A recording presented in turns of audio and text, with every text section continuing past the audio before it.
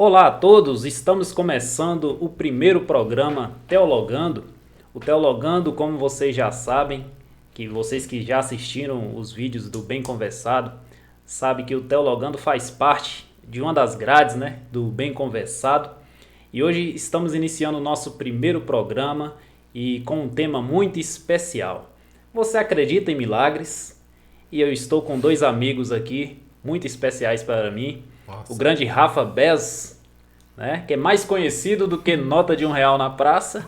E tá sumido do mesmo E jeito. tá sumido, porque nota de R$ 1 tá difícil, né, amor? Eu tenho uma lá em casa, viu, gente? Tem uma? Tenho. Então é Zero bala. Eu sou pra relíquia, né? Dá pra botar num quadro e colocar na sala.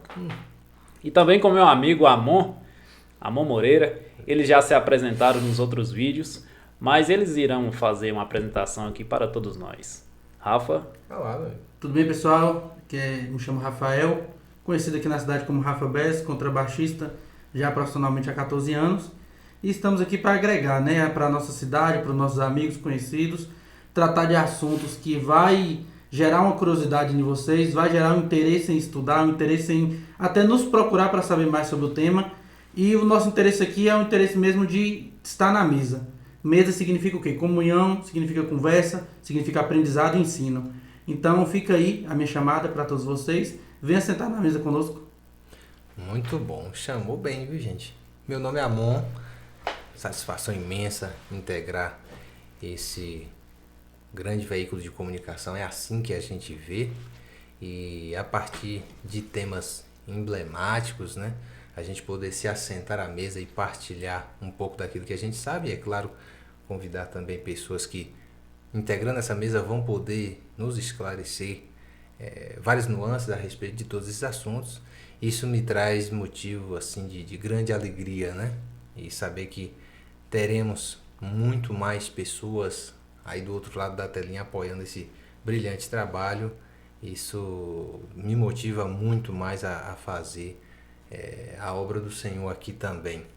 Então, desejo a você aí um tempo de adoração ao Senhor a partir desse tema e que você saia daqui com alguma coisa a mais aí de conteúdo na tua cabeça a respeito desse importante assunto que Danilo vai ancorar e nos trazer aí a mensagem da cruz pra gente. Pois bem, lembrando que esse programa tem o patrocínio do Best Coffee, também de Ramos Aliança e Hans Serviço Automotivo. Vocês podem estar procurando eles aí nas redes sociais e também aí na descrição dos nossos vídeos estará aí o endereço desses nossos apoiadores. E você também que deseja nos apoiar, você também pode estar nos apoiando. É só entrar em contato conosco. O Teologando sempre terá presente aqui neste programa pessoas, convidados que irão tratar sobre temas teológicos, professores, pastores, teólogos, que estarão trazendo temas, assuntos pertinentes, alguns assuntos até polêmicos do nosso meio, e que você também pode estar também participando, fazendo perguntas. Então esse é nosso intuito. O tema de hoje é um tema muito relevante. Vamos falar sobre milagres. E para fazer isso eu trouxe aqui com o Rafa, que é um símbolo de milagre. Ele irá falar um pouco da situação que ele viveu.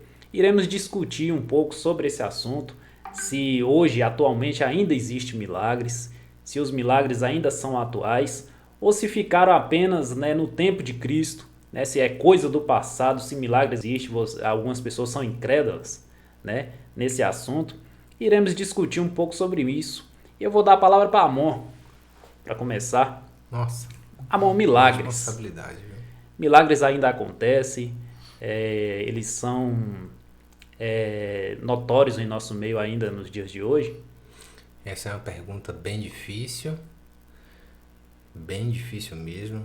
Acreditar em milagres, acredito sim, isso é fato, mas a proposta que você nos traz aí, Dan, a gente lembra sempre do legado que Cristo nos deixou em sua vida e obra, e o tempo todo sendo um trabalhador, porque é assim que eu vejo Cristo. Ele não parava, não é prova disso que no evangelho dele, na perspectiva de Marcos, a gente fica naquela proposta de ufa, você lê aqueles capítulos todos assim, ainda que numa sentada você fica realmente bem cansado de tanto trabalho, tanto serviço prestado. E era muito milagre que acontecia, né? Em João 21, 25, salvo engano, ele trata, né, que não haveria possibilidade de escrever em todos os livros a quantidade de milagres que Jesus protagonizou, realizou. Eles continuam acontecendo, milagres, por exemplo, na minha e na tua vida que está aí nos assistindo agora nesse exato momento, coisas que a gente nem vê, nem consegue ver. Mas o fato de você estar nos assistindo, pois no dia de hoje acordou pela manhã bem cedo, é sinal de que as misericórdias de Cristo, elas se renovaram bem cedo para que você estivesse aqui. Isso é um milagre de Deus. Verdade. Temos milagres. Milagre sempre foi na Bíblia algo como uma autenticação do ministério de Cristo, né? Mostrando que o ministério de Cristo era divino. Então, os milagres acompanharam totalmente o ministério de Cristo e acompanharam também o ministério dos apóstolos, né? Onde pessoas eram curadas, mostrando que a palavra pregada e que o evangelho de Cristo era poder de Deus e era algo divino, era algo que vinha dos céus. Então, os milagres dentro do ministério de Cristo eram uma espécie de autenticação do seu ministério. Então, assim, amor, você já teve alguma experiência relacionada a milagres no qual você identificou que seria um milagre de Deus? Sim, e claro, vai parecer para você que está me ouvindo agora uma certa balela, pois na verdade, no meu caso, mês de dezembro de 2021, aconteceu um fato bem interessante. Eu tenho uma escola de futebol e aí decidi que faríamos um churrasco de confraternização. E o espaço já estava montado, eu já tinha informado a data para todos aqueles que poderiam se fazer presentes. Mas detalhe, o dinheiro para comprar a carne, diga de passagem, tá bastante cara, por sinal, faltou. E aí eu falei, meu Deus do céu, o que eu vou fazer? A gente já pensa logo em pedir um dinheiro emprestado, um socorro ali a alguém imediatamente, né? Mas eu não pedi. E eu fiquei acuado. Eu falei, rapaz, não tô me entendendo, porque geralmente eu costumo diligenciar, providenciar, procurar meios para sanar qualquer tipo de irregularidade. E eu fiquei acuado, esperando a hora acontecer, contrariando o poeta, né? Porque quem sabe faz a hora, não espera acontecer. Mas eu sentia no meu coração que Deus estava me provando. Olha, cara, ainda que seja nos 47 do segundo tempo, eu não vou deixar você se envergonhar. É propósito meu que todos eles estejam aqui. E vai acontecer o churrasco. Eu falei, nossa. Eu receberia, como todo brasileiro, a segunda parcela do 13º, só que no dia 20 de dezembro, 2 dias após a data do churrasco. E eu já havia arrumado, como eu disse, tudo previamente, e a carne viria por meio de um rapaz, só que ele teve um contratempo, não me recordo aqui o que foi, e ele não chegaria a tempo. E eu realmente passaria vergonha caso eu tentasse esperá-lo. E eu pensei, nossa, olhava pro celular assim, falei, se eu recebesse um bom dia agora, né, do meu patrão aqui. E não deu outra. Eu falei, vou destravar o celular e vou dar uma olhada aqui no aplicativo do banco. Mas, rapaz, quando eu vi aquele dinheiro lá, houve uma constatação daquilo que é fé, a testificação do cuidado de Deus para com a minha vida, para com a obra dele, porque eu entendo que ele me colocou ali porque eu estou me dispondo a fazer a obra dele. Mas caso eu não queira, a obra dele vai continuar, ainda que eu não esteja lá. Eu não sou importante o bastante para estar ali. Sou eu quem mais está sendo tratado por ele naquele lugar. Então, um milagre na área financeira. Para mim foi um milagre. Você pode achar uma idiotice, mas a gente não discute fé. A gente discute os efeitos que a fé provoca no indivíduo que a tem. É isso que eu quero tentar florear aí na tua cabeça, que está assistindo agora, gente. Sim, a Mon tocou num assunto muito importante que é fé, né? O firme fundamento das coisas que não se vê, né? Mas se esperam, né? E isso é muito interessante, mas algo que nós temos que pontuar é a respeito do que a gente tem feito com nossa fé hoje em dia e aquilo que a gente tem achado que é milagre. Porque em certo ponto, as pessoas sempre acreditam que serão curadas, muitas vezes quando oram para serem curadas de alguma doença, ou que estão passando por uma situação de dificuldade e pensam sempre que vão ser providas. Mas existe algo a se pensar também, porque as pessoas falam, se o mar não se abrir, eu irei andar sobre o mar. Mas se você se afogar também, Deus deixa de ser Deus, né? Porque a fé é o firme fundamento, e esse firme fundamento é colocado em quem? Na rocha que é Cristo. Essa rocha que é inabalável. Se o mar se abrir, ele continua sendo Deus. Se o mar não se abrir, ele também continua. E se a gente se afogar, Deus continua sendo Deus. O seu trono é inabalável, né? Então temos que ter fé realmente, mas uma fé firme naquele que é inabalável, na rocha eterna, Jesus Cristo. Agora eu queria falar com Rafa, né? Esse cara que é um milagre em pessoa, que passou por uma situação muito difícil. Foi em que ano mesmo, Rafa? Final de 2019. Final de 2019, né? E eu queria que você então relatasse um pouco para nós e para os telespectadores a respeito dessa situação que você passou. E eu acho que eu nem vou perguntar para você se você acredita em milagre. Eu perguntei para Amon, né? E perguntei para Amon também se ainda existiam milagres, ele relatou. Mas para você eu não vou nem perguntar isso porque você passou na pele, né? Você sentiu esse. Na verdade, eu vivi, né? Porque tem aquelas pessoas que elas passam um período dentro da igreja, às vezes a vida toda, e elas só vivem de experiências das outras pessoas. Eu, no caso, eu passei pela minha própria experiência. Final de 2019, exatamente 11 de dezembro, eu vinha na minha rotina normal, viajando, tocando. Na época eu estava tocando, o final de semana que antecedeu o ocorrido, eu estava em Itamaraju, Bahia. Cheguei aqui em Conquista na segunda à tarde. Na terça eu fiz normalmente todas as minhas atividades, na quarta pela manhã também. Ao chegar em casa na quarta meio-dia, que foi no dia 11, eu senti um estouro na minha cabeça. Eu lembro que eu sentei na cama e eu só escutei assim, ó, buf. Na hora, começou a rodar tudo, eu comecei a sentir uma dor insuportável. Eu levantei procurando o pessoal da minha casa na hora e não tinha ninguém, eu ouvi a voz do meu pai na porta. Eu lembro que eu abri o portão e falei assim, pai, eu tô morrendo. Porque a gente que não é acostumado, principalmente eu que tenho medo de doença, que eu não gosto, não aguento nem sentir uma dor. Eu falo para todo mundo, na Bíblia, quando dividiu, a dor ficou para a mulher, o homem ficou para trabalhar. Então o homem não aguenta sentir dor. É verdade. O homem não foi criado para sentir dor. Não tem esse... No pendrive da gente, no cartão de memória, não tem dor. Então, qualquer dor pro homem já é... Então, mulheres, entendem isso. Pro homem, qualquer dor já é um absurdo. Rapaz, a gente que é casado, a gente sabe, né, a situação. Porque quando a gente sente uma dorzinha de cabeça, aí a gente já quer cama, quer um chá. A mulher acha que o homem precisa parir pra sentir dor, não tem necessidade.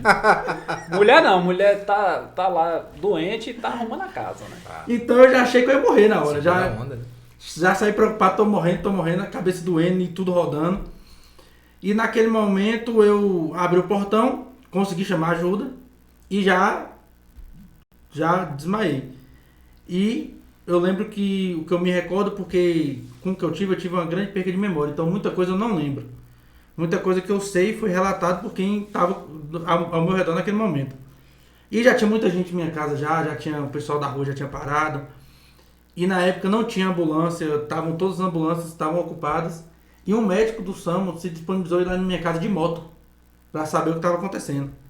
Quando ele chegou e aferiu minha pressão estava 30/25, se eu não me engano. Já era um quadro que não era nem para eu estar vivo. Ou estar no mínimo convulsionando, que é a pressão muito alta. E logo eu fui encaminhado para o hospital, uma dor de cabeça que não passava. No primeiro diagnóstico, me diagnosticaram com enxaqueca. Eu passei um dia no hospital, me mandaram embora de novo. Chegando em casa, eu vou contar mais adiantado porque é muito longo.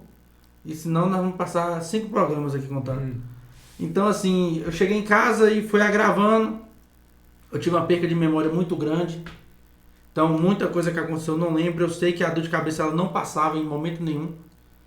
E sendo diagnosticado com enxaqueca, tomando medicação para enxaqueca, até que no dia 14, que foi no sábado, eu fui levado para o hospital, já num quadro de perca de consciência muito grande, paralisia na parte da nuca aqui, não mexia, eu não conseguia me movimentar, e só reclamando da dor de cabeça, e não lembrava mais de ninguém, não lembrava mais das coisas, a memória já tinha tido uma perca de memória. Chegando no hospital, eu fui diagnosticado com meningite. Me isolaram e falaram, ele está com quadro de meningite. Porque os sintomas eram bem parecidos.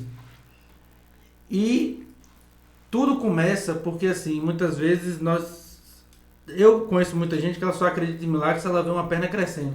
Ou se ela vê alguém saindo da cadeira de roda e andando. E às vezes tem milagres nas nossas vidas que são invisíveis. Que nós não vemos no olho nu, mas eles acontecem. E tem milagres que Deus faz com que sejam vistos para que nós venhamos alimentar a nossa fé e a fé de quem está ao redor. Sim. E em todo momento, desde quando eu passei mal a primeira vez, eu creio que o milagre de Jesus já estava operando ali. Porque com a pressão de 30/25 eu poderia ter morrido naquele momento. Ou ter ido para um quadro mais avançado e ter agravado. Então assim, a mão de Deus ela teve na minha vida em todo momento. Do primeiro dia até hoje.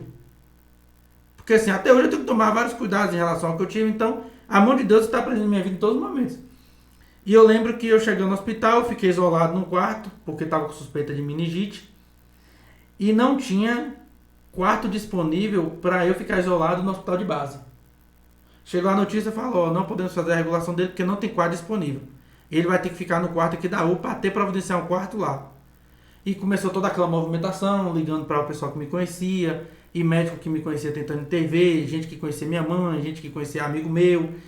Até que uma médica, amiga minha, ela viu um consultório fechado, escuro.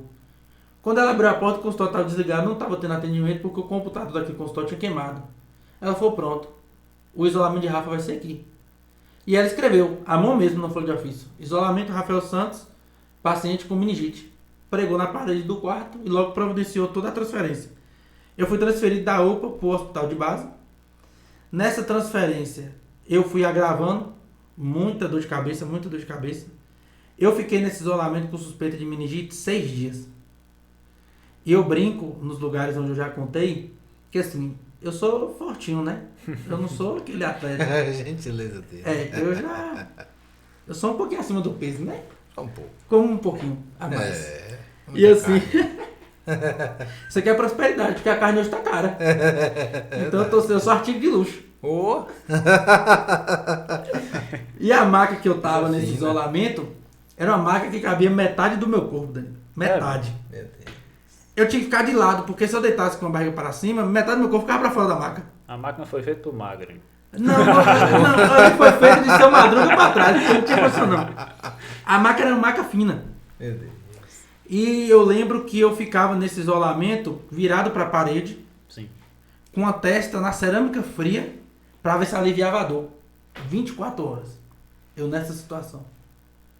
Porque como doía, a dor era uma dor constante, então eu ficava tentando botar a cabeça no gelo para ver se melhorava a dor. E no isolamento, minha mãe ela ficou comigo. Porque como ela já trabalhou no hospital, então ela conhecia os procedimentos, aí liberaram ela ficar comigo no isolamento. Ela dormia escorada com a cabeça na maca, com medo de eu virar e cair, porque a maca não tinha espaço. E a preocupação dela era eu dormir, virar e cair e agravar o quadro. Sim. E quando a gente relata sobre milagres, eu gosto de contar os detalhes para as pessoas entenderem o nível do que aconteceu. Durante esse período que eu fui para minha casa, eu fiquei hospedado na casa de um pastor amigo meu, pastor José Novaes, porque lá na minha casa estava em reforma. E por incrível que pareça, eu ajudei os 2 filhos dele a colocar uma moto, uma bis, para dentro da garagem na mão, levantando, porque estava com o guidão travado.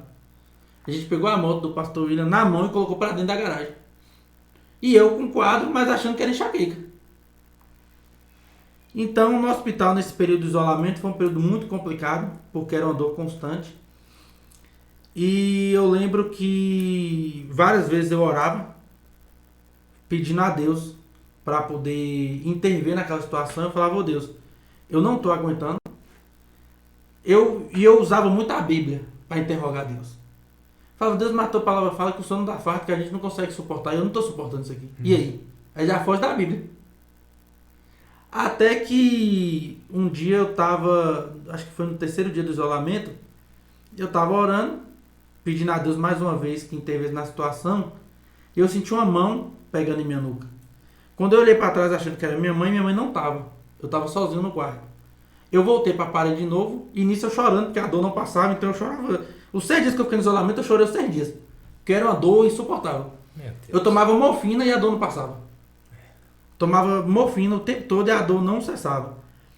E eu lembro que quando eu senti a mão de novo, eu ouvi uma voz bem suave falando no meu ouvido, calma, tudo vai ficar bem. E eu ficava, e aquilo gerava indignação, porque assim, Amon e Danilão, nós como seres humanos, nós temos aquela grande questão de, até quando Deus fala com a gente olha mais para a razão do que para a fé. Sim. Deus falou para mim assim, ó, calma, vai ficar tudo bem. Mas eu olhando para a razão, não tinha lógica de eu ficar bem ali. Na razão não tinha como eu ficar bem. De fato. Em algum momento você duvidou de Deus, da existência dele? Não, da existência não. Isso eu nunca duvidei, porque assim, desde quando aconteceu, eu sempre tive claramente vendo a mão de Deus ali. O que me gerava dúvidas era se eu sairia bem. Sim. Minha dúvida era o seguinte, Deus, eu estou aqui, eu estou nessa situação, eu vou sair bem daqui? Porque Deus falava comigo o tempo todo, calma, vai ficar tudo bem, eu estou com você. Eu sentia Ele pegando em mim, eu sentia a mão dele me acariciando. E Ele falava, calma, vai ficar tudo bem. Só que eu ficava, como é que eu vou sair bem nessa situação que eu estou? Porque assim, a gente, no ano de 2019, eu perdi muitas pessoas próximas. Por infarto, doenças AVC, aneurisma, então assim... Aí eu já vinha de um quadro de pessoas que entravam no hospital e infelizmente não resistiam. Então eu tava mais um da fila. Na minha mente naquele momento eu tava mais um. Falei, não, eu não vou conseguir resistir isso aqui. Como é que Deus quer me falar que tá tudo bem? E eu lembro que um dia eu fiz uma oração, entregando minha vida a Deus. Eu falei, ó Deus, eu vivi 20 anos da minha vida fazendo a tua obra. Então eu creio que eu combati o bom combate. Pedi perdão, porque nós não somos perfeitos. Eu tive minhas falhas, mesmo nascendo dentro da igreja. Tive diversas falhas. Então, naquele momento, eu pedi perdão a Deus. E falei, Deus, eu estou entregando minha vida para o Senhor. Eu estou entregando minha vida para o Senhor. Aqui, para mim, não dá mais. Eu não resisto, eu não aguento, eu não suporto. Então, pode me levar. E eu lembro que eu escutei a mesma voz que falou que ia ficar tudo bem. Falou pra mim bem assim, calma, eu não posso te buscar agora. Aquilo naquele momento me gerou indignação. Sim. Porque assim, eu sou daquele tipo de crente que eu até erro. Porque a Bíblia fala que a gente tem que saber, tem que pedir e saber como pedir. E eu sou um tipo de crente que eu não gosto de ficar pedindo. Eu não pedia. Na minha visão, Deus me deu amém, tá dado. Beleza, eu não preciso ficar pedindo toda hora. E eu falei assim, Deus, a única vez que eu tô te pedindo uma coisa é pra você me levar. Eu tô pedindo pra me ficar do lado do Senhor, não tô pedindo nada demais. Então chegou um ponto que você nem tinha medo mais da morte, né? Você queria morrer. Foi. Chegou o ponto que não. Desde quando eu passei, eu acho que eu tive medo da morte a primeira semana. Sim. Nos primeiros 4 dias. Que bateu aquele desespero, eu falei, não. Na verdade, eu vou ser bem sincero, eu tinha mais medo da consequência da doença, das sequelas que eu poderia ficar, do que do fato da morte. Sim. Eu preferia a morte do que ficar com sequela.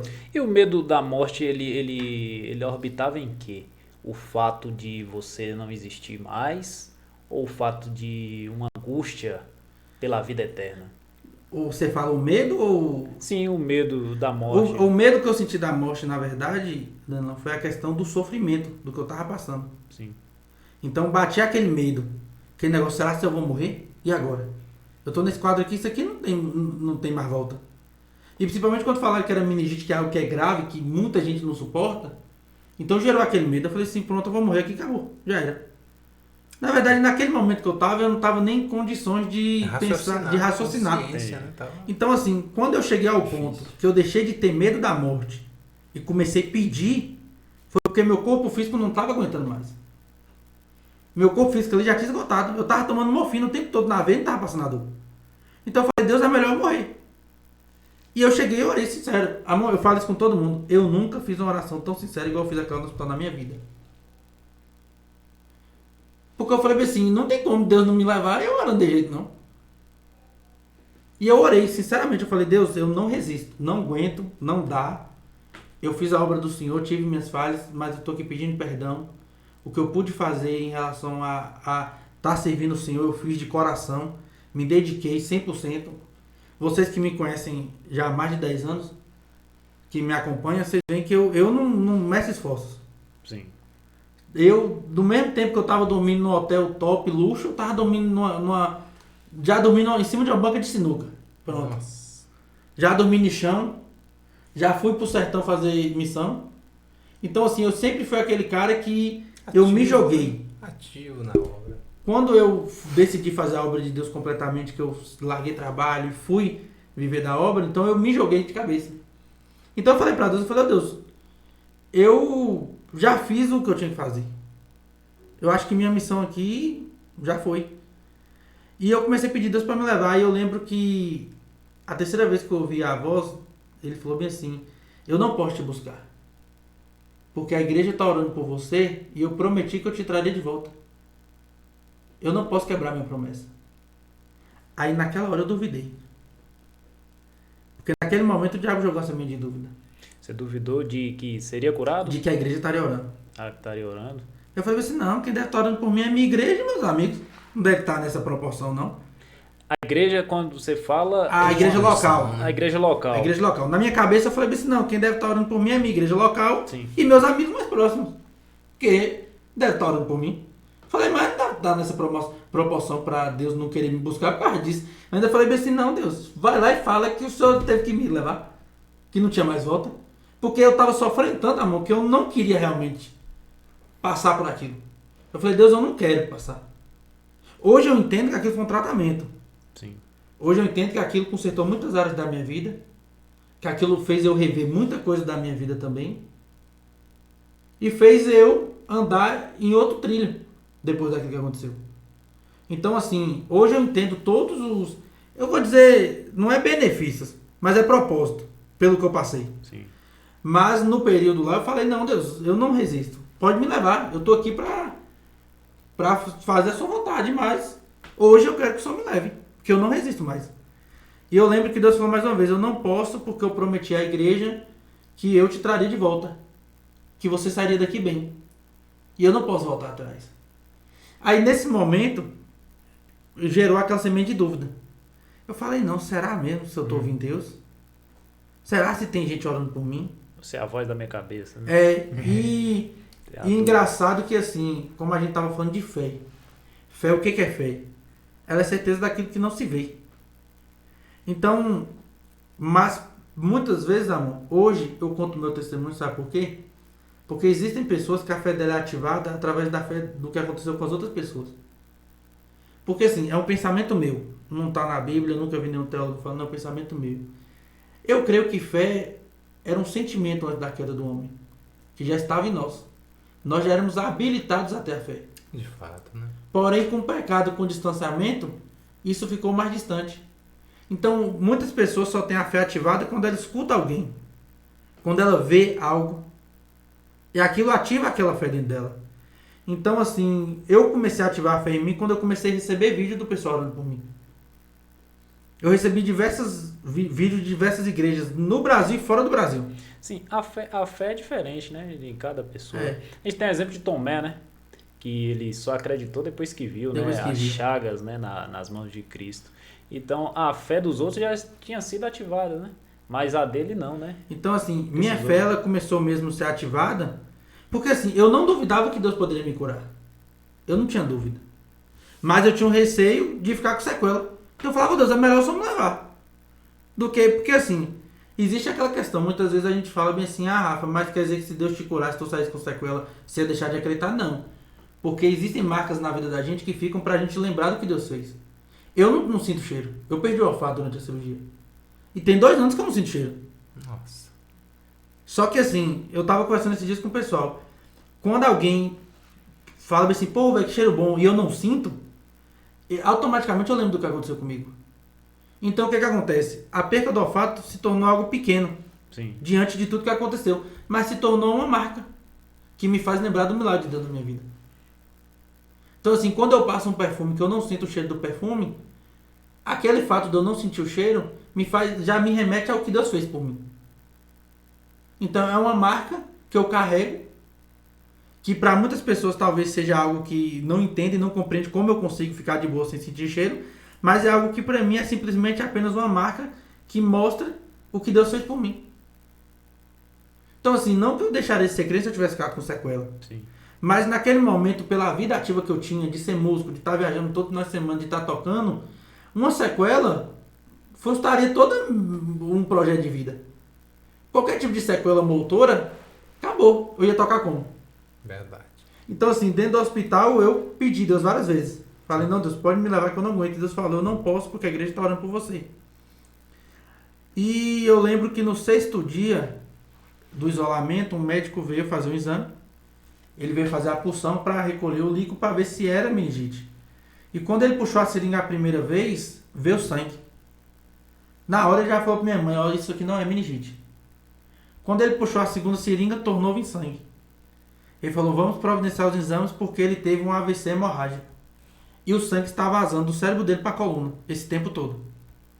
Situação, hein? Então assim, Delicadíssimo. vamos contar direitinho. Eu passei dia 11, eu fui para o hospital dia 14, fiquei mais 6 dias com sangue vazando. Nossa. Então assim, em tudo eu vejo a mão de Deus, amor, porque eu poderia ter reclamado do isolamento. Situação precária, pô. Uma sala sem banheiro, sem um ar-condicionado, sem um ventilador, pequeno, com uma maca dura que não me cabia direito, sem um travesseiro. Sofrimento 100%. Minha mãe, que era minha acompanhante, sentada numa cadeira de Fisicamente plástico. falando, né? E minha mãe, que era minha acompanhante, sentada numa cadeira de plástico. Situação acompanhada por muitos brasileiros, né? Orando nos hospitais. E assim, como eu estava falando, eu poderia reclamar disso. Mas eu vejo o cuidado de Deus até nisso, sabe por quê? O fato de eu ficar isolado 6 dias evitou com que eu me movesse e agravasse o quadro. Porque até o fato, amor, de eu virar na cama, o sangue poderia bater na parede do cérebro e gerar uma hemorragia, gerar um coágulo e gerar uma sequela. Então o fato de eu ter ficado 6 dias deitadinho quieto ali, fez com que o sangue corresse, passasse pelas paredes do cérebro por onde tinha que passar, fosse para minha coluna sem afetar nada. Porque eu estava lá quieto, sem me mover. Tudo é graça, né? Então assim, Graças a Deus. a partir desse dia que o médico fez o exame, começou todo o protocolo do hospital, né? Vamos fazer exame para poder ver como é que foi, fez uma ressonância, realmente a veia tinha estourado no meu cérebro. Foi diagnosticado que era um aneurisma genético. Eu já tinha nascido com esse aneurisma. E com o passar do tempo, correria de trabalho, de viagem, comendo errado, muita alimentação irregular, eu tinha problema de pressão alta desde os 15 anos, já gerado por esse aneurisma, essa pressão alta. Então isso tudo foi agravando e fez com que o aneurisma estourasse. E fui direcionado para a enfermaria, começou todo o protocolo de exames, até que eu recebo a notícia que eu ia ser operado, e o médico que ia me operar, ele falou claramente que eu ficaria com sequelas. Aí começou minha segunda luta dentro do hospital, porque minha primeira luta era a dor insuportável. E a segunda foi uma depressão que eu adquiri dentro do hospital. Porque eu me vi ali incapaz. Pronto, tô numa cama, vou sair daqui direto pra uma cadeira de rodas, e aí? Sim. Ou pra uma cama pro resto da vida. Porque a cirurgia que falaram que ia fazer, realmente ela ia deixar sequelas. De 1 milhão, uma pessoa sai sequela no tipo de cirurgia que ia ser feita. E eu comecei a orar e eu falei com minha mãe, falei assim, eu não quero que esse médico me opere. Minha mãe falou assim, Rafael, só tem ele. Eu falei, não importa.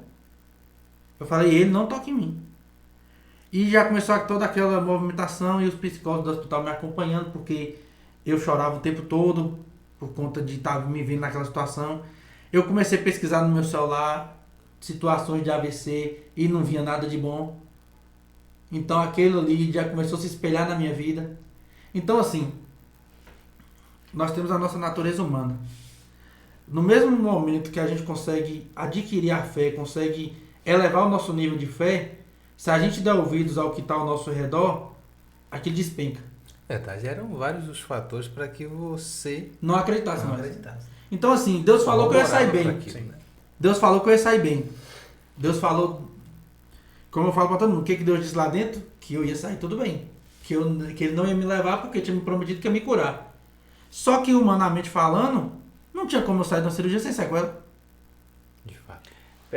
O resultado grave, né? Que foi, né? Que eu fiquei vários dias com sangue vazando, eu falei, não, já era. E aqui, e aí? E eu comecei a questionar a Deus, o tudo bem é isso? O sair tudo bem é só sair vivo?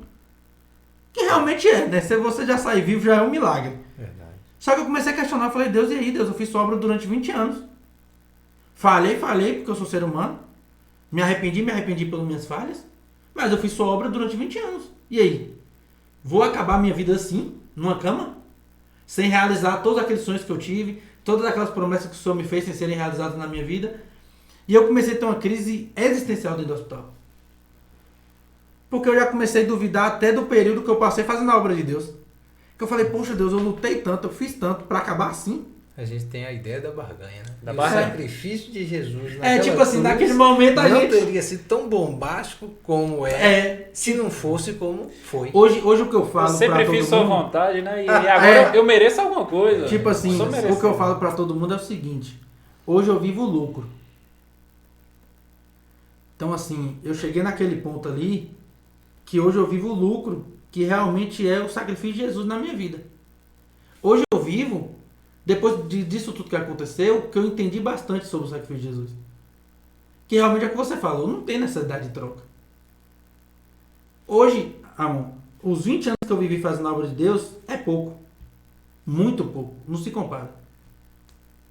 Se Deus virar para mim e falar assim, Rafa, esses 20 anos aí foi pra... Eu te curei para poder abater. Eu ainda estou devendo o resto da vida todinha fazendo a obra.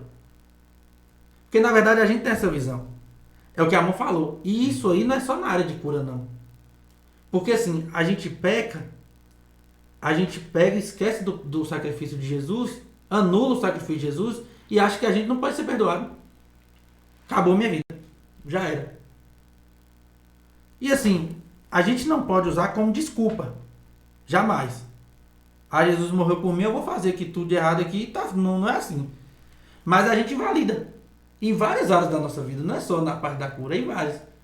E naquele momento eu comecei realmente a ganhar com Deus. Oh Deus, eu fiz isso, fiz aquilo, fiz isso, fiz aquilo. Deus realmente poderia jogar na minha cara. Eu dei meu filho, então acabou a conversa. Verdade. Não poderia? Só que Deus ainda vem a misericórdia e a bondade dele. E ele falou, e eu lembro que eu estava no hospital, ele falou assim, calma, eu não disse que vai acabar tudo bem, fica tranquilo.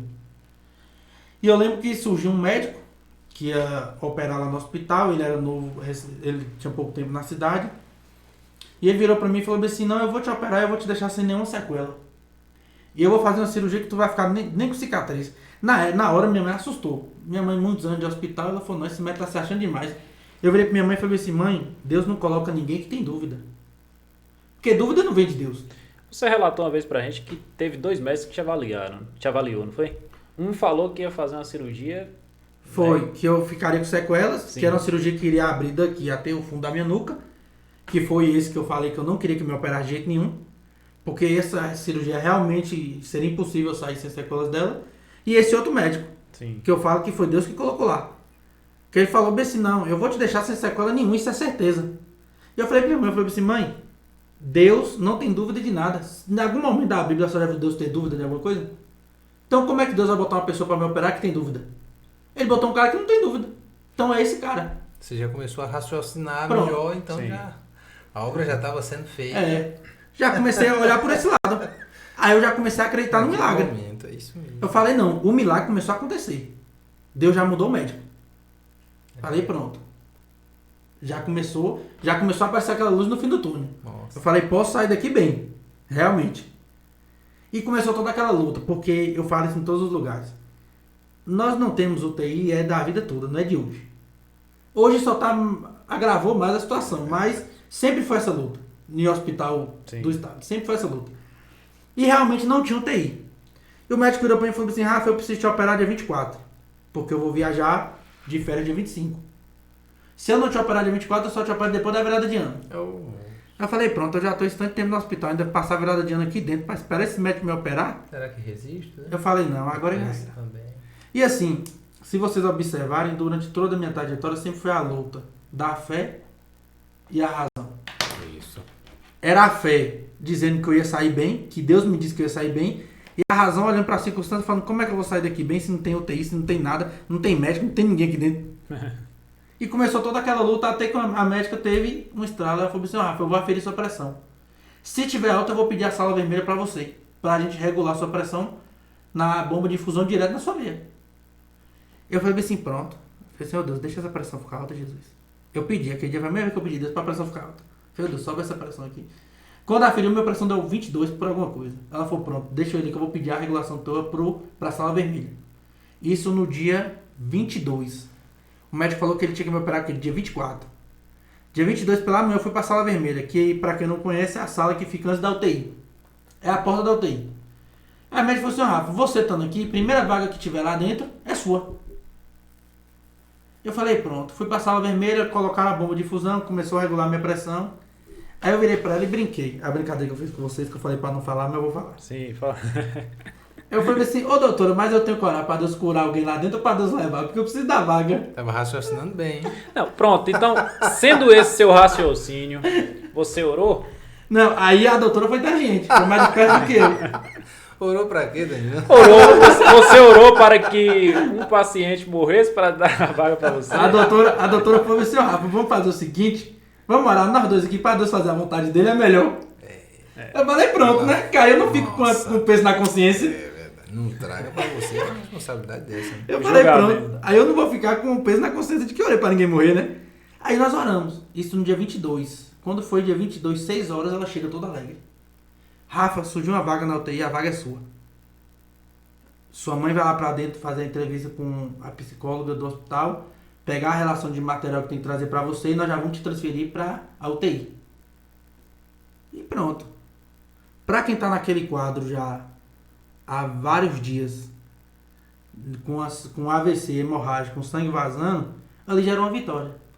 Verdade. Você se ateve num momento de dificuldade a pensar, poxa, eu vou sair bem daqui.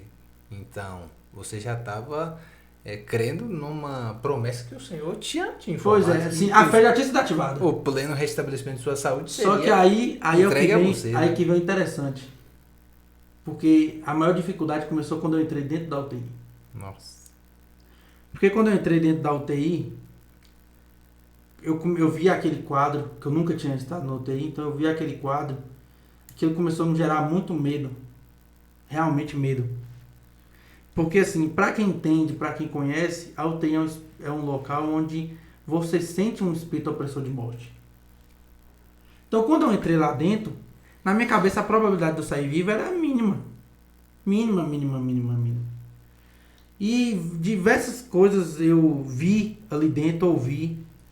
Vi pessoas morrendo, ouvi gritos de madrugada, de gente e desespero, gente dando parada cardíaca, os médicos tentando reanimar. Então, eu comecei a ter uma luta muito grande dentro da UTI. Então, assim, vamos analisar todo o milagre. Para quem teve uma veia estourada no cérebro, teve um AVC hemorrágico, passei vários dias com sangue vazando, não tinha vaga de UTI, Deus abriu a porta e conseguiu a vaga. O médico disse que tinha que me operar dia 24, eu estava na UTI dia 22. Dia 24, 11 horas da manhã, eu fui pro centro cirúrgico. E eu lembro que quando eu cheguei no centro cirúrgico, o anestesista começou a conversar comigo, a enfermeira também. E eu falei assim, meu Deus, é agora. Porque eu falei assim, eu posso fechar o olho aqui e não voltar mais. Naquela hora, quando eu vi aquele tanto de luz dentro do centro cirúrgico, bateu essa preocupação. Eu falei, eu posso fechar o olho aqui e não voltar. E aí? Aí é aquilo que a gente conversou antes. Que você falou que ia me perguntar e entrando nesse assunto eu já vou entrar logo na sua pergunta. E a certeza da salvação ali naquela hora? Eu parei assim, eu falei bem assim... Né?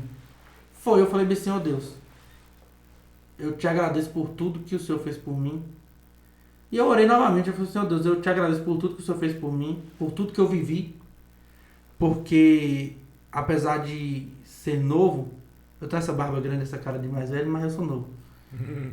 É porque eu comecei muito novo. Essa é a desculpa. Essa é a desculpa. Eu comecei muito novo mesmo. Então, assim, eu falei, não, Deus, o Senhor cuidou de mim o tempo todo. Eu já tive outros sinais de Deus em relação a milagres. E, assim, eu já nasci com problemas de saúde. Meu nome é Rafael porque significa Deus cura. Porque eu já nasci com problemas de saúde. Eu fiquei na incubadora quando eu nasci, fui pra casa mais de um mês depois do nascimento. Então, assim, eu já tinha vivido e visto a mão de Deus na minha vida em vários milagres. Então, eu sou aquele tipo de cara que eu sou marcado por isso. Eu já vi e vivi vários milagres, então não tinha um porquê de eu duvidar de Deus naquela situação. Porque era mais uma situação em que Deus estava me mostrando várias coisas e me tratando também. Então, dentro da UTI do centro cirúrgico, eu fechei meu olho e falei, meu Deus, eu não sei se eu vou voltar. Quero agradecer o Senhor por tudo que eu passei aqui. Como Paulo fala, né? O viver é Cristo, o morrer é lucro, né? Eu falei assim, sim. Se eu morrer aqui vai ser lucro. E eu lembro que o anestesista virou pra mim e falou assim, Rafa, eu vou fazer uma contagem regressiva, vou colocar o anestésico inalatório e você vai dormir. Eu falei, tá bom, doutor. E eu lembro que eu olhei pra luz, fixamente pra luz e falei assim, ó Deus, se for pro Senhor me levar, me leve dormindo, na hora que eu apagar aqui. Não deixa eu sentir dor. Me leva na hora que eu apagar aqui. E uma das enfermeiras pegou na minha mão e olhou pra mim e falou assim, Rafa, seu olho tá brilhando. Na hora que ela falou, seu olho tá brilhando, eu falei, Jesus já tá me levando.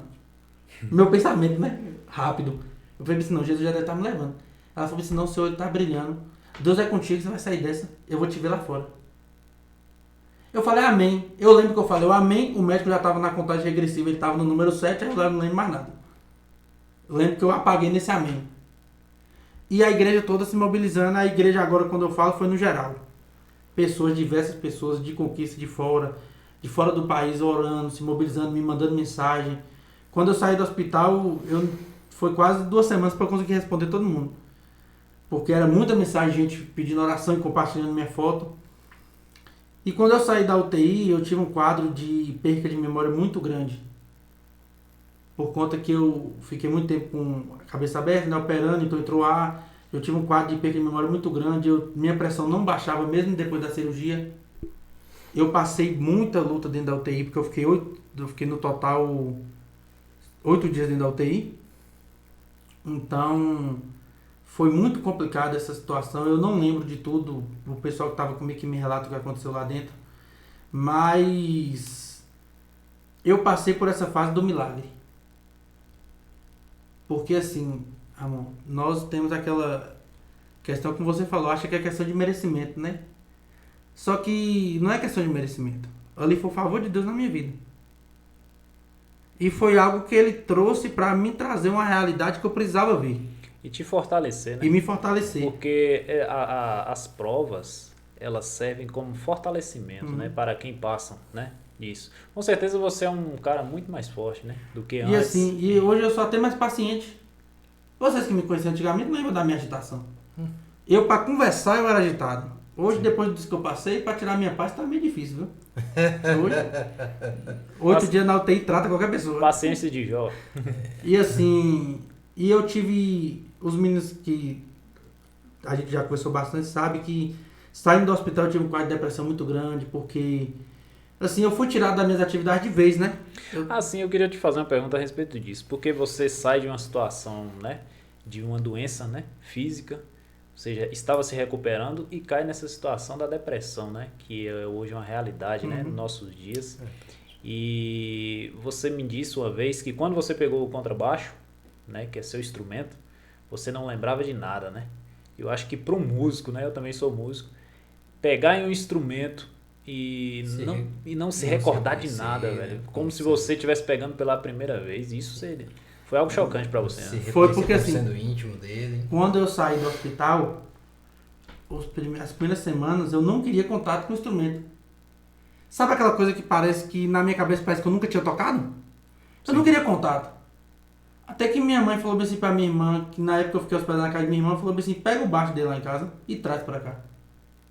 Porque o médico mandou ele tocar pra dar a memória dele e ir voltando. Gente, o que tu falou foi complicado. Quando eu peguei no baixo, que eu liguei, que eu não lembrei de nada, eu falei, pronto. Acabou. Falei assim, vou ter que procurar outra coisa pra fazer da minha vida agora. Tem que aprender a fazer outra coisa, porque eu só tocava a vida toda. E aí foi que eu comecei, na verdade, eu já saí do hospital, Danilo, com esse quadro de depressão. Por conta de tudo que eu passei. Porque meu organismo, ele parou de produzir as... Como é que se diz? Enzimas, alguma coisa desse tipo? A alegria. Alegria? Esses sentimentos todos. Porque endorfina, porque como eu fui tirado de vez da minha realidade, eu me encontrei numa cama deitado o tempo todo. Então meu organismo parou de produzir. E então quando eu saí do hospital eu já não tinha mais prazer em tocar. Eu olhava pro instrumento e não tinha vontade. Alegria, né? Não tinha, eu falava assim, não vou tocar mais não, pra que tocar? Passei minha vida toda tocando. E o médico falou assim, você precisa tocar porque era o que você fazia e é isso que vai fazer sua memória voltar ao normal. E eu lembro que quando eu peguei o baixo a primeira vez, eu não lembrei de nada, velho. De nada. Parece que era a primeira vez que eu tava tocando. Eu falei, pronto. Foi o pior momento, né, pra Foi. você?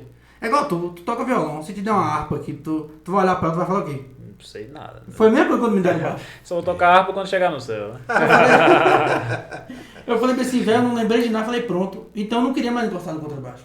Já botei no canto, já não queria mais pegar. Nossa. E eu comecei, o médico, eu lembro que quando eu saí do hospital, o médico ele já passou um antidepressivo, porque ele falou que era bem provável eu entrar nesse quadro, porque era algo que normal, pelo que eu passei, né? Então ele falou, não, ele vai tomar um antidepressivo porque ele pode entrar nesse quadro de depressão. Sei. E quando eu comecei a ver que eu não lembrava as coisas, que eu começava a repetir a mesma história várias vezes, que eu acabava de almoçar, que eu sentava no sofá e eu não lembrava que eu tinha almoçado, e a pessoa ia me visitar, eu tinha que tirar foto comigo para me mostrar depois, porque eu não lembrava. Então essas coisas foram agravando. E o que? 3 meses depois da cirurgia chegou a pandemia. Fui proibido de sair de casa. Tive que desfazer dos meus instrumentos para pagar as coisas, que eu não podia mais tocar. E na época eu vivia de música. Músico, se você toca, você tem. Se você não Sim. toca, você não tem.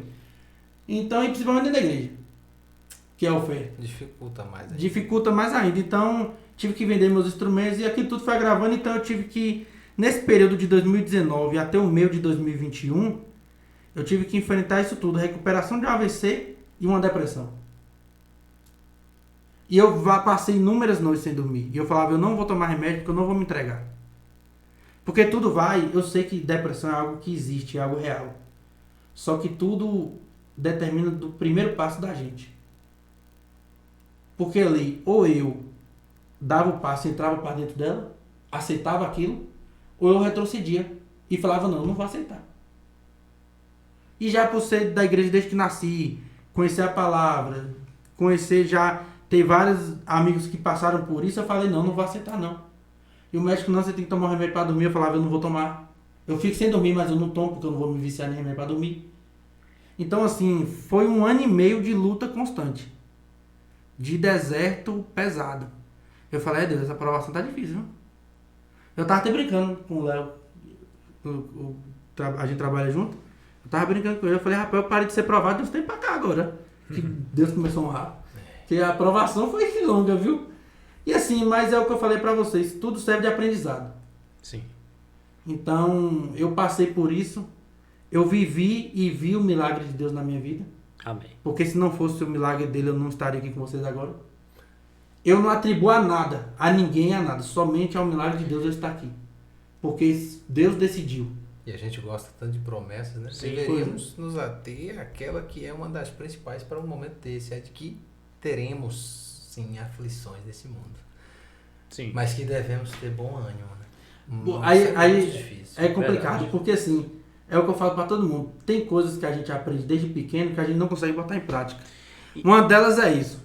Tens aflições, mas tereis de bom ânimo. Sim. Como é que eu vou ter bom ânimo tendo aflição? A nossa mente. Eu tô falando como a mente normal de um ser humano normal pensando. Outra questão que a gente aprende e é difícil botar em prática. descansar em Deus. Como é descansar em Deus? O que é? Eu fui descansar em Deus, sabe quando? Quando eu tava na UTI, que Deus pegou na minha mãe e falou assim, aqui você não tem mais nada pra fazer. Sou eu na sua vida. Pronto. Sim. Eu ia fazer o quê? Você confia nele, então você Rapaz, transfere a ele o poder. Antes de vocês falar, teve até uma experiência que eu tive dentro do hospital e eu carrego comigo. Tá tendo no chaveiro da minha moto. Eu vi no hospital, eu tava na UTI, acho que isso foi mais ou menos foi dia 23, foi um dia antes de eu operar. Eu vi uma chave sair de dentro de mim, assim, uma chave dourada, com segredo. Ela saía de dentro de mim e ficava flutuando dentro do hospital. Isso eu vendo com o olho nu mesmo, vendo normal. Tava acordado, não tava dormindo, não tava dopado, tava normal. E eu vi essa chave flutuando dentro do hospital e eu sem entender o que era. Daqui a pouco essa chave explodiu. Se desfez. E eu vi uma chave, sem segredo nenhum, toda lisa, vindo e entrando dentro de mim. E eu falei assim, não tô entendendo não. Deus falou bem assim, a partir de hoje eu tirei o segredo da sua mão. Porque quando a gente tem uma chave com segredo, qualquer porta que a gente tiver, a gente quer meter lá dentro e abrir. Para ver se há a chave dali. E Deus falou assim, hoje eu tô te dando a chave sem segredo. Porque você vai aprender a descansar em mim e eu que vou abrir as portas. Eu carrego uma chave sem segredo no chaveiro da minha moto. Quando eu estiver de moto com vocês, eu vou mostrar a chave. Eu tenho uma chave sem segredo, toda lisa, no chaveiro da minha moto. Para eu lembrar disso. Que quem abre a porta é ele, não sou mais eu. E é interessante, essa chave que você está falando aí, que é uma experiência sua, sem segredo, tira de você toda a possibilidade de achar que você próprio pode fazer algo por você mesmo. Por isso que eu te falo que eu aprendi a descansar em Deus. Eu aprendi a descansar em Deus nesse momento. Porque quando a gente fala de fé, voltando àquilo que Amon falou, paciência, né? Como é que é? Perseverança. Você falou da paciência. A paciência, eu creio que é um carro, você está numa estrada e você não vê nada na sua frente. É como aquela chuva, né? Que muitas vezes cai alguma chuva quando você está na estrada e você não consegue ver o pau. Nada. Mas você sabe que a estrada está ali. Ela continua. É igual um dia nublado, né? Quando você vê as nuvens, né, tampando o sol. Por mais que as nuvens conseguem ofuscar o sol por um pouco de tempo, a gente tem a certeza que o sol está ali. Então, esse é o firmamento, essa é a fé que temos que ter em Cristo, né? Independente das tribulações, independente das aflições, você poderia até não estar aqui conosco hoje. Mas Deus, igual eu disse no início do programa, Ele continua sendo Deus. E Ele é fiel. E assim, né? E a gente tem que parar com essa doutrina de que milagre só aconteceu na Bíblia. Sim. Porque muitos crescem nessa doutrina, que hoje não acontece milagre. E assim, quando eu falei pra vocês, eu comecei a descansar em Deus quando aconteceu isso dessa chave. Ali eu perdi totalmente o controle.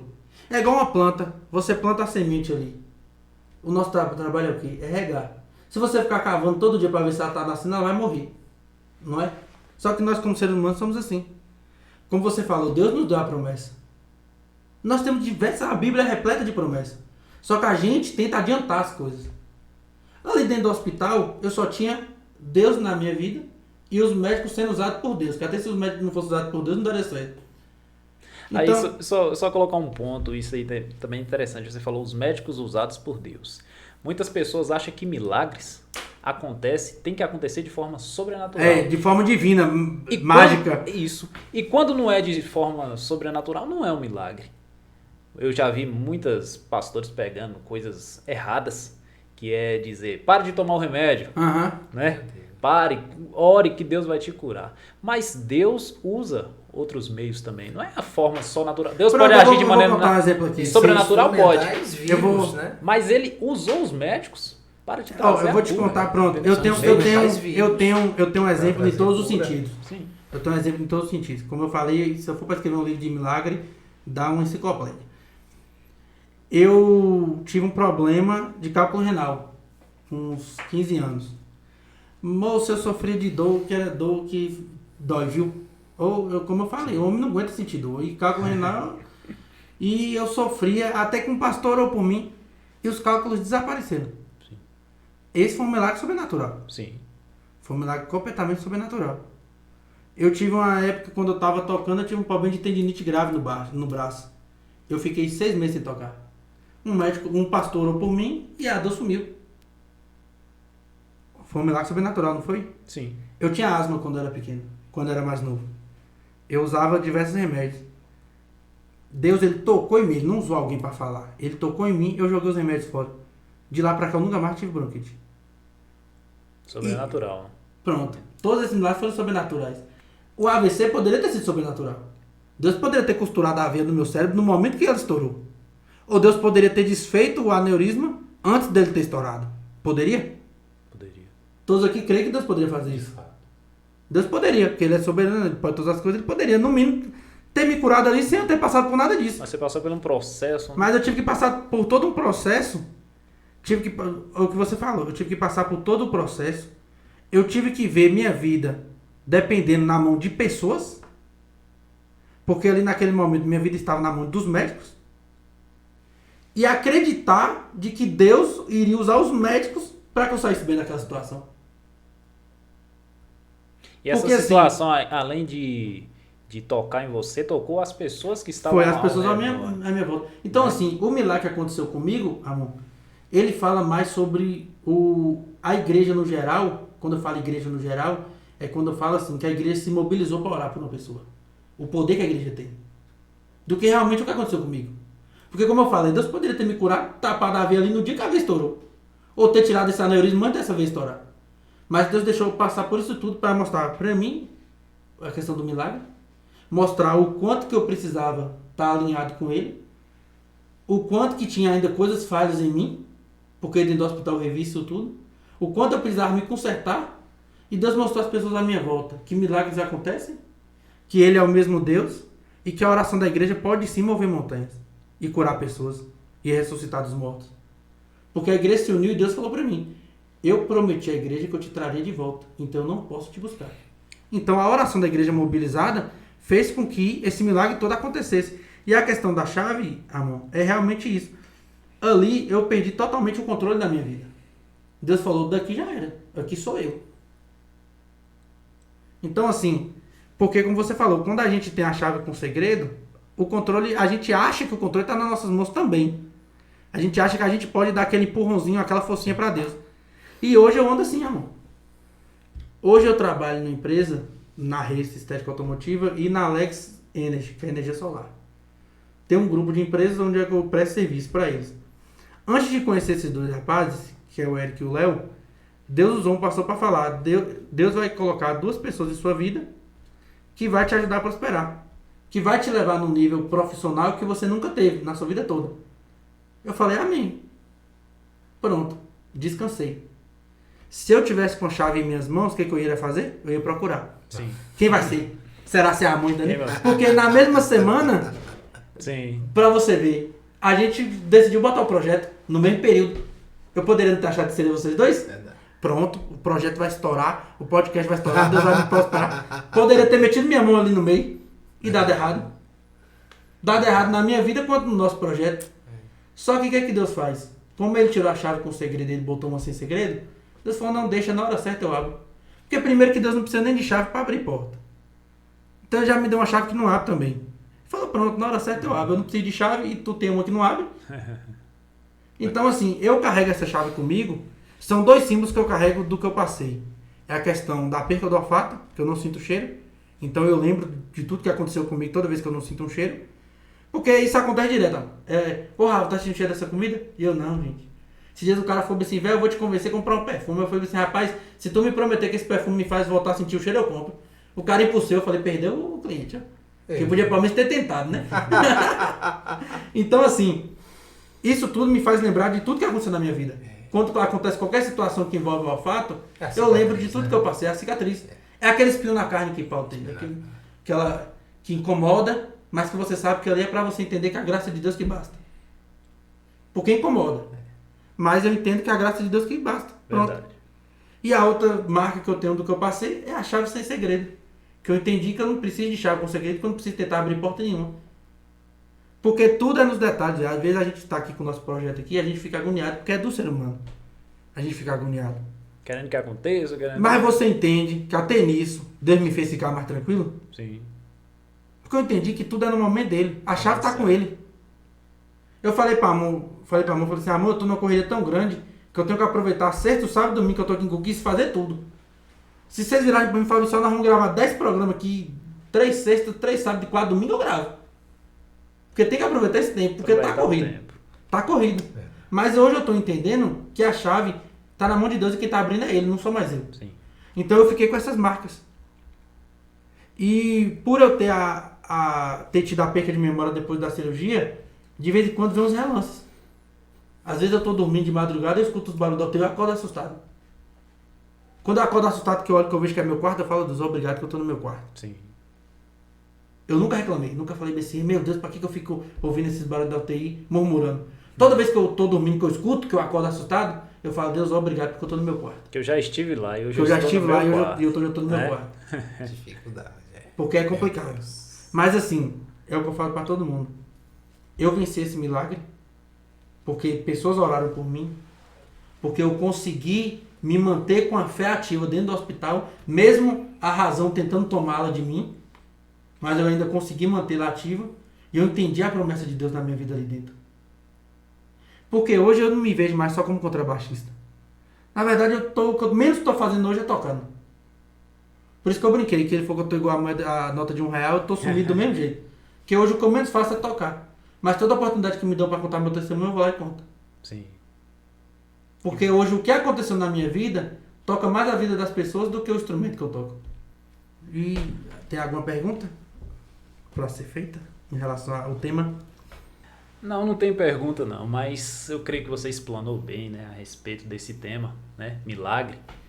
E para todos que nos acompanharam, né, já estamos chegando ao final do nosso programa. Você pode ter certeza que milagres existem, né? Deus continua sendo Deus, o Deus que operou no passado, Ele continua operando nos dias atuais.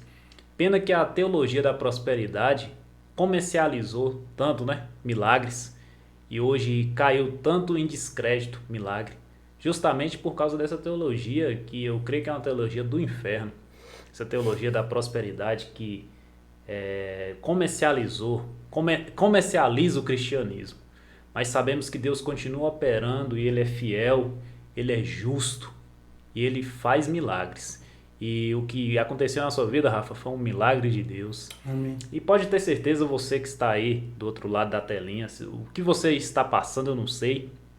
Se você está passando uma situação de doença ou outra situação diversa, pode ter certeza que Deus é fiel. Ele pode te curar, Ele pode transformar essa situação, porque milagres existem. E Rafa, você disse que uma das situações que mais te deixou triste foi não poder tocar, e ter esquecido tudo. E eu tenho uma surpresa para você.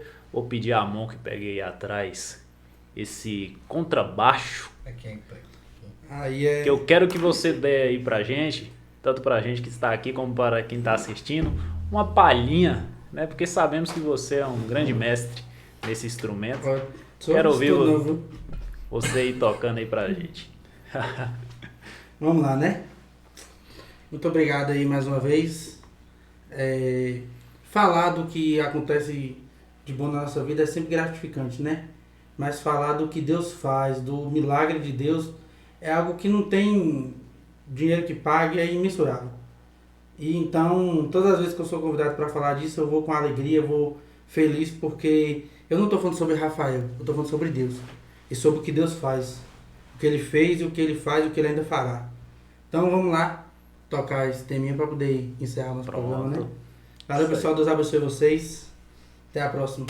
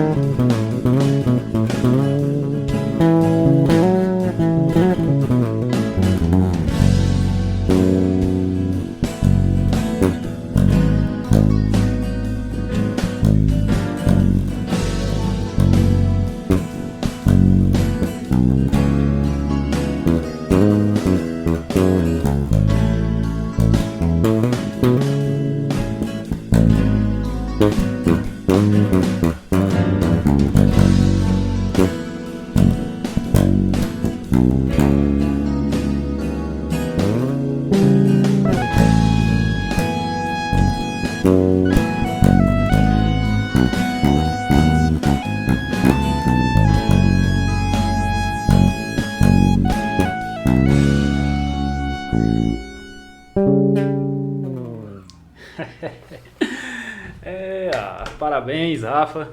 Muito linda aí a apresentação. Valeu, pessoal. Muito obrigado. Deus abençoe vocês. Chegamos, né, ao final desse programa. Quero agradecer a presença de Rafael por ter dado esse testemunho.